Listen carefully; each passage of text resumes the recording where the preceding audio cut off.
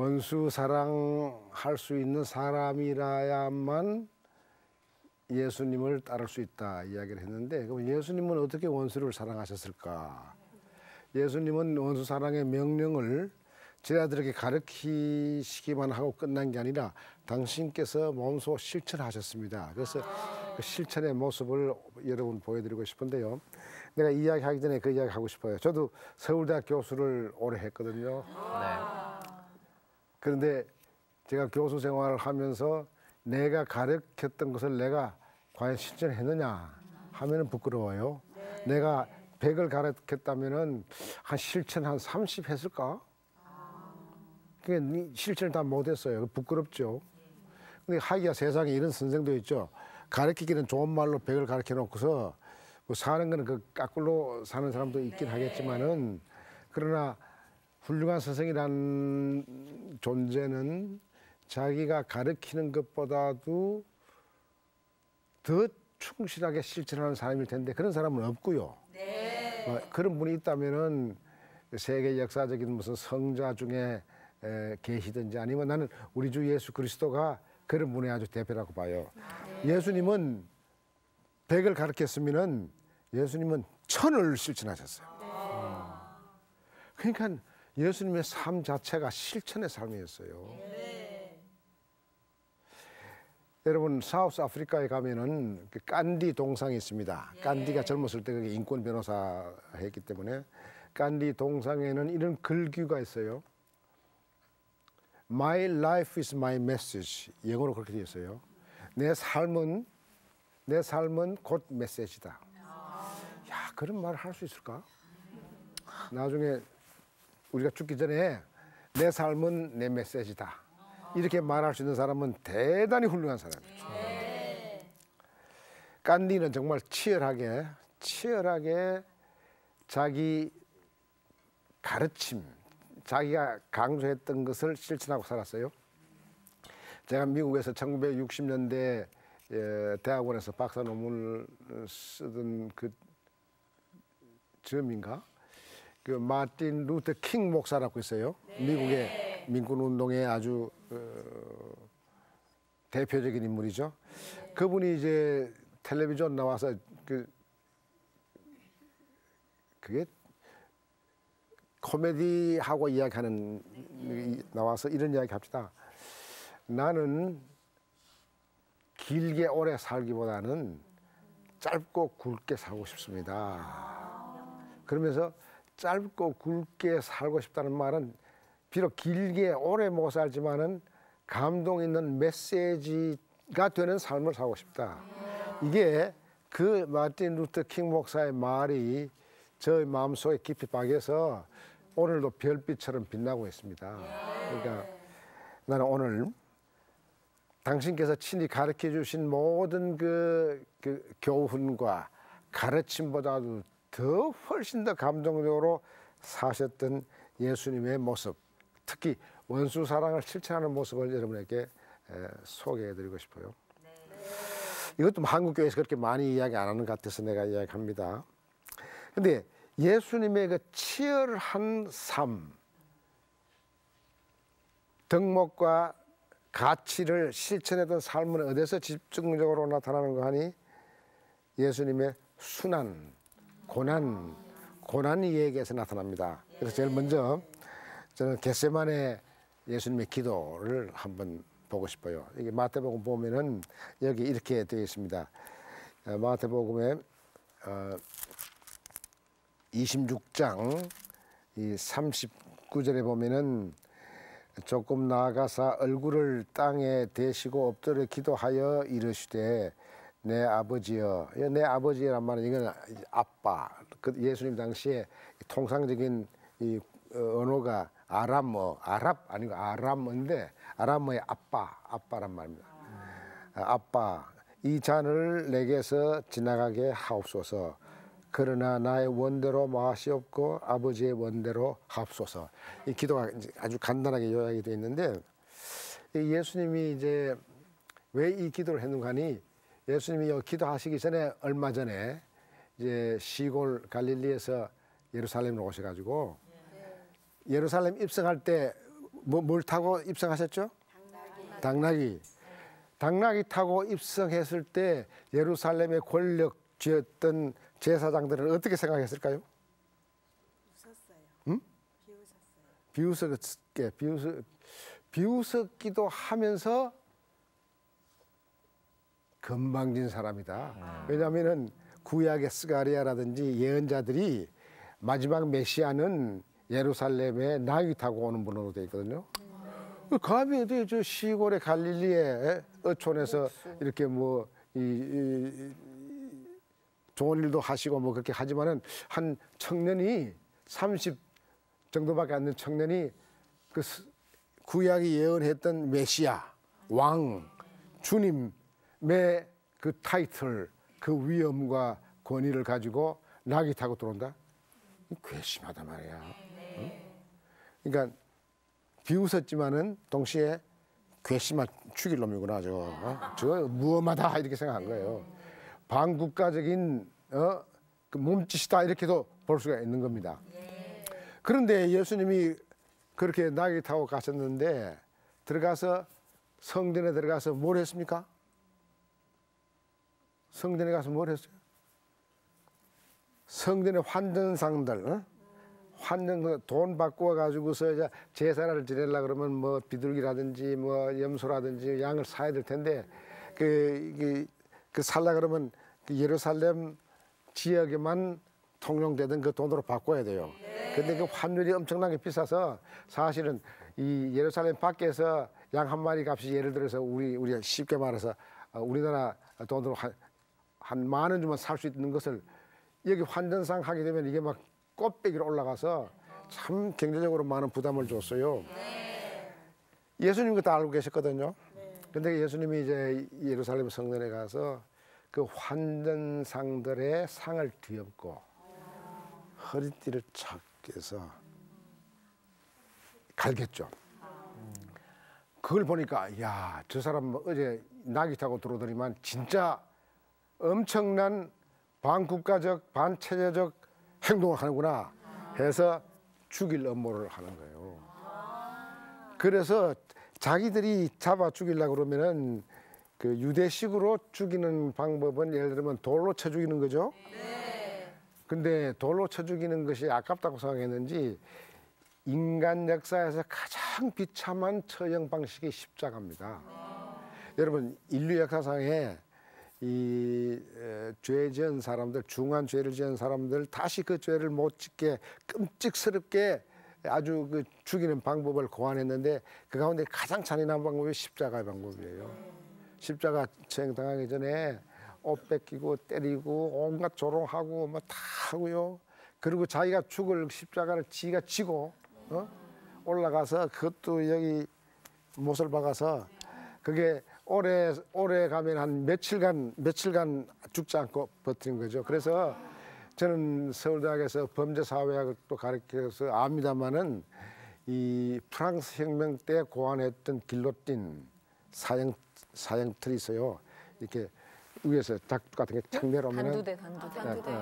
그것은 목을 이렇게 다 이렇게 그 사이에 끼게 해서 탁 누르면 착각 그 순간 죽는 거죠. 이게 잔인하다고 생각하는데요. 그것은 자비라고 말합니다. 십자가 처형에 비하면은 가장 자비로운 것이 길로틴이다 이렇게 말할 정도로 십자가 처형은 뭐 날 빨리 죽는 사람은 몇 시간 만에 죽겠지만 예수님도 한 서너 시간 괴로워하셨죠. 이 십자가에 이제 처형을 당하게 되는데 이 예루살렘 성전 세력들이 예수를 아주 잔인하게 죽이기 위해서 자기 방식이 아닌 로마 정부가 제국이 자기 나라 체제를 비판하고 반항하는 사람이나 달아난 노예를 죽일 때 십자가 처형한 거예요. 근데 예수님은 뭐 노예도 아니었고 뭐 로마 권력에 대해서 무슨 그렇게 총칼로 뭐 이렇게 대던 분도 아닌데 가장 잔인한 십자가 처형을 시키기로 작정하고 이제 예수를 체포하려고 하는 그 직전에 겟세마네 기도가 이루어진 거예요. 그러니까 얼마나 예수님이 불안했겠어요. 그래서 제자 12 중에 똑똑한 사람을 세 때리고 겟세마네 동산에 가서 이제 기도를 하는데 예수님도 우리와 같은 육체를 입으신 분이기 때문에 그렇게 죽는 것이 두려울 거 아니에요? 네. 그렇게 두려우니까 예수님께서 기도가 두 부분인데 하나는 아빠 이 잔 안 마시게 해주세요. 이거는 아름다운 주문이야. 주술적인 게 아니고 주문한 거야. 나 좀 그렇게 안 죽었으면 좋겠다. 이건 우리가 다 이해할 수 있죠. 네. 예수님이 그렇게 말씀했는데 예수님의 기도가 거기에서 끝났으면은 예수님의 위대함이 없는 거죠. 근데 예수님은 그러나 아빠 내 뜻대로 마옵시고 내 이 육신이 좀 편안하게 좀 더 살고 그렇게 편안하게 지나는 것보다도 아빠의 뜻이 내가 죽는 것이라면 죽을 수 있게 해달라. 그러면 예수님을 죽인 사람은 예수님에게 있어서는 원수죠. 그죠? 또 예수를 죽이려고 한 사람은 예수가 그들에게 원수였다고. 저 사람 가만두면 이게 막 폭동이 일어날 것 같다 이런 생각을 한 거죠. 근데 예수님의 이 기도가 참 우리 예수 따르미들 교회에 다니는 사람들이 정말 본받아야 할 그 기도입니다. 원수에 의해서 잡히기 직전에 그 공포의 분위기 속에서 이 잔 안 마시게 해주십시오. 그러나 그건 내 뜻이고 차원 낮은 기복적인 기도고 아빠의 뜻이 이루어지게 하소서. 아빠의 뜻이 뭐냐면은 원수 사랑함으로써 원수를 이기는 그 길이 이 내 아들 내가 죽음으로써 감당할 수 있게 해달라. 근데요 여기는 제가 하나 주석을 하고 싶어요. 왜 예수님은 하나님을 아빠라고 불렀을까? 아빠는 그 아람어의 아빠는 어린아이가 위기에 빠졌을 때 엄마 아빠 찾는 것 같아요. 그냥 가까운 예수님에 있어서 하나님은 무시무시한 심판주 권위가 있는 그런 무시무시한 분이 아니라 엄마 아빠 하면 곧 그 아기의 목소리를 듣고 즉시 달려오는 엄마와 아빠의 그 사랑의 존재예요. 아빠. 근데 아빠의 그 아람어를 알파벳으로 쓰면 A, B, B, A인데 그 우리나라에 또 아빠하고 똑같아. 참 희한하죠. 그 팝 그룹 아바하고도 똑같아요. 팝은 이제 서양 사람들이 파파 하는 게 그러니까 아빠 이게 아람어예요. 아람어. 예수님 당시에 예수님도 쓰셨던 일상어죠. 그러니까 예수님의 하나님은 아빠로 불리우는 참으로 인간적이고 참으로 인격적인 하나님이죠. 그런데 이제 이런 하나님께서 자기 아들 예수에게 요구했던 것은 네가 괴로울지라도 너의 원수를 사랑함으로써 그 원수를 사라지게 해라. 사랑함으로써 원수 관계를 없애버리라 하는 그 실천으로 이제 돌입을 합니다. 돌입하는 모습을 우리가 하나하나 봅시다. 이제 예수님은 그래 이 기도를 드릴 때요. 요즘 기도한다 그러면 요즘 이제 여러 가지 그 가톨릭에서 이제 그런 기도를 좋아하고 떼제 기도 같은 것도 있고 또 불교식 기도도 있고 뭐 여러 가지 기도가 있는데 이 겟세마네 기도는 그런 명상적인 기도가 아니었어요.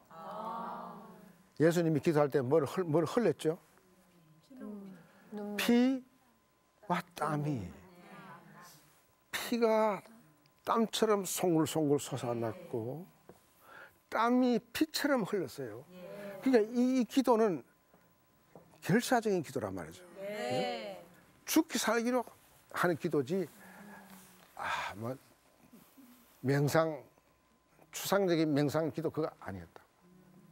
또 수능 시험 때 학교 앞 대문 붙잡고 엄마들이 막 기도하고 예설 붙이고 하는 그런 기도하고도 전혀 차원이 다른 거예요. 네? 피가 땀이 피같이 흐르는 그런 결사적인 간절한 기도를 했는데 난 이 간절한 기도가 한국 교회가 없는 것 같아요. 이런 간절한 기도가. 새벽에 새벽 기도가 많이 모이긴 합니다만 과연 그런 피땀 흘리는 그런 공공적인 가치를 위한 나의 희생을 위해서 기도하는 새벽 기도가 얼마나 많은지 난 잘 모르겠어요. 하여튼 예수님은 그렇게 피땀 흘리면 기도를 했는데 기도하는 중에 보니까 제자들은 자고 있어요. 철없는 제자들은 그 절박함이 없는 거지. 제자들은 뭐 원수 사랑하는 거 아직도 이야기는 들었지만 아직도 깨닫지 못하고 있는 것이지. 선한 사마리아 비유 들었지만 아직도 뭐 깨닫지 못하고 있는 거죠. 그런데 한심한 아이들을 깨우고 이제 같이 나갑니다. 나가서 겟세마네에서 드디어 자기를 체포하러 온 사람들하고 만나죠. 예루살렘 성전에 졸개들이 이제 몽둥이 들고 이제 무기를 들고 이제 횃불을 들고 와서 예수를 잡으려고 그랬거든요. 그때 예수 제자들은 다 옆에 있었습니까? 없었습니까? 도망갔어요. 네, 도망간 사람들이 더 많아요. 다 도망갔는데 역시 수제자 베드로는 용기가 있어가지고 딱 예수님 곁에 지키고 있다가 그 마르고라고 하는 종이 잡으려고 하니까 베드로가 어떻게 했죠? 칼을 뽑아가지고 마르고의 귀를 딱 잘랐어요. 예수님이 세상의 복수를 통해서 원수를 쳐 죽이고 초전 박살내는 그런 지도자라면은 예수님이 이렇게 말씀했겠죠. 베드로야, 네 진짜 수제자구나. 너 수제자일 뿐만 아니라 너는 정말 최고의 내 경비대장이구나. 너 참 잘했다. 칼 뽑는 김에 마르고의 한쪽 남은 귀도 잘라라. 너 나 경호를 위해서 용감하게 잘 싸운다. 이렇게 이야기했을 거야. 네 멋진 경호 실장이다. 그런데 예수님이 그렇게 칭찬했나요? 베드로를 칭찬 안 하고 나무랐죠. 네. 그 떨어진 귀를 붙여주면서 힐링해 주시면서 원수의 졸개의 것을 힐링해 주면서 벌써 여기 원수 사랑에 들어가는 실천하잖아요. 네. 원수의 졸개의 그 아픈 귀를 붙여주고 힐링해 주면서 그 원수를 왜 힐링해요? 졸개를 힐링해 주면서 베드로에게 하신 말씀이 칼 들어 꽂아. 칼 쓰는 사람은 칼로 망한다. 여러분 이거 꼭 여러분의 자녀들에게 나중에 이제 여러분이 할머니 되면 손자에게 가르쳐 주세요. 칼 쓰는 자는 반드시 칼로 망합니다. 주먹 쓰는 자는 반드시 주먹으로 망합니다. 폭력을 쓰는 사람은 반드시 폭력으로 망하고 돈으로 사람을 망가뜨린 사람은 반드시 그 돈으로 망합니다. 예수님의 유명한 말씀, 칼 쓰는 자는 칼로 망한다. 이것은요, 벌써 뭐 많은 학자들이 증명한 진리입니다. 예일 대학의 폴 케네디라는 역사학자가 제국의 흥망, The Rise and Fall of Empires라는 책을 썼는데 그 책은 로마 제국부터 오늘 미국의 제국에 이르기까지 그 제국이 망한 데는 과도한 군사비를 지출했기 때문에 망한다는 이야기를 한 거예요. 그건 사회과학적으로 증명이 된 거예요. 역사적으로 증명이 된 거예요. 그러니까 여러분 정말 여러분 자녀가 잘 되려고 그러면 여러분 자녀가 혹시 칼 쓰기를 좋아하면은 지금 이 예수님의 말씀을 기억하세요. 교회 안에서도 비록 칼은 아니라 하더라도 칼과 같은 그런 효용이 있는 어떤 다른 수단을 써서 교회를 제압하거나 뭐 하려고 하는 사람이 있으면 조심하세요. 칼 쓰는 자는 칼로 망한다 하시고 그 다음은 말씀 안 하셨는데 예수님이 베드로에게 베드로야 아직 달아나지 않는 제자들아 보라 내가 나를 죽이려고 하는 원수에 의해서 어떻게 내가 죽는 걸 봐라. 막 발악을 하거나 막 이런 하지 않고 순하디 순한 어린 양처럼 끌려 골고다로 당신이 거기에 못 박힐 십자가를 지고 가시는 거야. 뭐 여인들이 울고 하고 막 그랬죠. 근데 예수님이 그 십자가를 지고 골고다로 올라가는 그 순간순간 발자국 하나하나가 그게 원수 사랑의 실천의 모습을 참 잘 보여주고 있어요. 제가 하나의 예를 들면요. 예수님께서 십자가에 못 박혔어요. 박히면서 뭐라고 기도하셨는가 하면은 하나님, 저 사람들이 뭘 하는지 모릅니다. 저 사람들을 용서해 주옵소서. 자기를 십자가에 못 박고, 그러니까 빨리 죽으라고 창으로 허리에 창을 꽂는 저 사람들에게 하나님, 저들을 용서해 주소서. 근데 이게 그 광경을요, 누가 가장 가까이서 목도한 줄 아세요? 많은 사람이 믿겠습니다만 가장 예수님이 처형당하는 장소에서 가장 가까이 있었던 사람 누구 기억 안 나요? 제일 가까이 누가 있었을까요? 마리아. 누구? 바나바. 바나바는 처형 안 되지, 살았지. 바나바는 예수님이 십자가에 처형당하는 덕에 그 양반 살았는데. 가룟 유다. 예? 가룟 유다. 가룟 마리아. 유다. 어? 마리아. 마리아는 가까이 있었죠. 마리아보다 더 가까이 있는 사람이 있었어요. 그 사람은 유대인이 아니었어요. 내가 아, 힘들었던 시몬, 아니 뭐야, 구레네 사람 뭐 이거 들었던 사람인가? 아닌가? 예수님 제자도 아니고 동생도 아니고 엄마도 아니고 예수 사형을 집행했던 집행관이야. 응? 백부장, 로마의 관원. 이 사람은 우리식으로 말하면 육사 나오고 서울 법대 나오는 것처럼 엘리트. 이게 아주 출세가 보장된 사람이야. 근데 그런 사람들은 교육받는 과정에서 뭐를 믿는가 하니 이 세상 만물을 주관하는 진짜 하나님은 시자다. 아우구스투스 시자다. 그러니까 황제는 곧 하나님의 아들이다. 그리고 하나님이다. 이렇게 믿는 사람이었어요. 그리고 황제는 주님이요, 메시아요,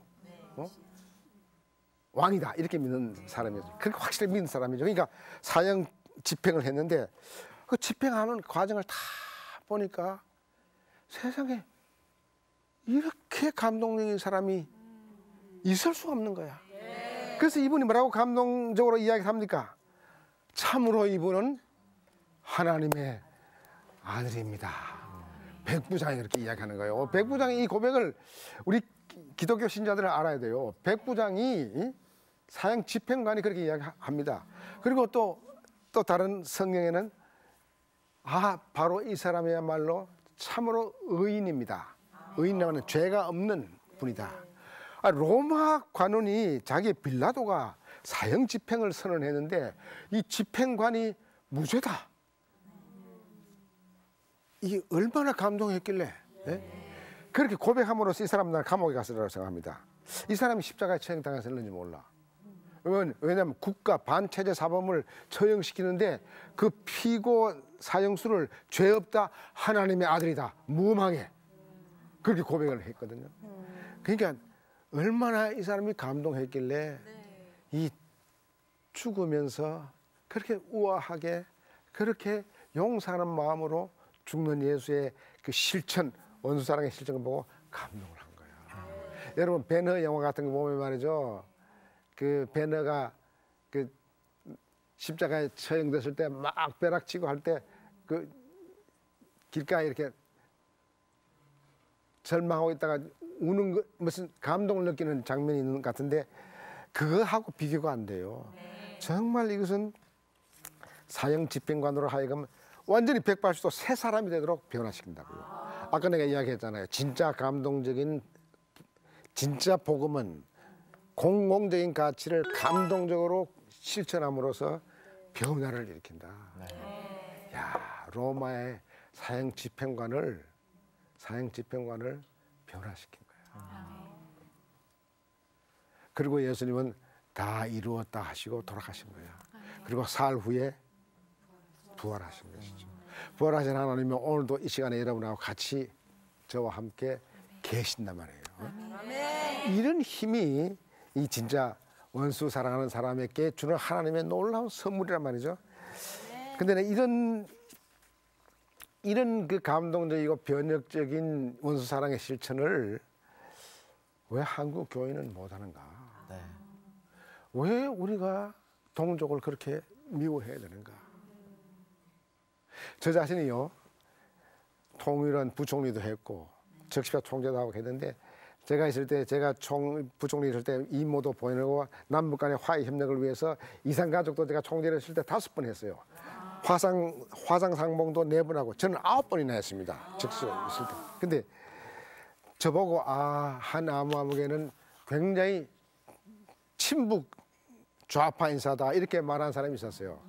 저는 그럴 때마다 저 자신을 변명하지 않았습니다. 난 늘 이렇게, 지금도 이렇게 이야기하고 싶어요. 남쪽에는 친북 사람이 많이 나와야 되고 북쪽에는 친남 인사들이 많이 나와야 돼. 그래서 친남 친북끼리 사랑으로 원수사랑 하듯이 서로 용서하는 이런 일을 우리가 돈물 터지듯이 터지게 할 때 이 땅은 평화가 내려오는 거예요. 한국 교회의 사명이 뭡니까? 너희가 세상의 빛이다, 소금이다. 그렇다면은 분단 70년, 냉전, 열전, 지금 63년을 보내는 오늘 이 캄캄한 한반도에 정말 새 생명의 새 질서가 평화의 빛으로 올 수 있게 한다면은 예수님이 원수를 사랑했듯이 그 사랑으로 그렇게 하는 겁니다. 중요한 것은 사랑만이 원수를 사라지게 하는 거예요. 원수의 방법을 쓰면은 나도 원수가 되고 내 원수와 내 사이에는 발악이 생겨가지고 죽음과 죽임이 연속적으로 터져나와요. 이것을 끊으려면은 예수님이 십자가상에서 용서하는 마음으로 돌아가시고 한 번도 그 백부장한테 너 예수 믿으라, 내 믿으라 말 안 했어요. 그 백부장 자신이 그 모습을 보고 감동해서 정말 크리스찬이 된 거죠.